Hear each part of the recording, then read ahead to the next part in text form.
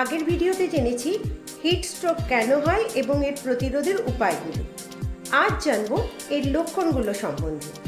শরীরের তাপমাত্রা 105 ডিগ্রি ফারেনহাইটের ওপরে উঠে যাবে, শ্বাস প্রশ্বাস ভীষণ দ্রুত চলবে, পালস রেট ক্ষীণ চলবে, মাথা ধরা, মাথা ঘোরা, এর সাথে থাকবে দুর্বলতা, খিঁচুনি এবং গা বমি বমি ভাব, সম্ভাবনা থাকবে অজ্ঞান হয়ে যাওয়ার। এবার বলবো যদি কেউ আক্রান্ত হয় তাহলে কি করবেন।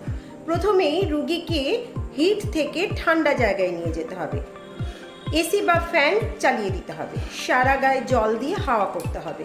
সে যদি সেন্সে থাকে তাহলে তাকে অবশ্যই স্যালাইন ওয়াটার খাওয়াতে হবে, আর যত তাড়াতাড়ি সম্ভব হসপিটাল বা নার্সিংহোমে তাকে নিয়ে যাবেন।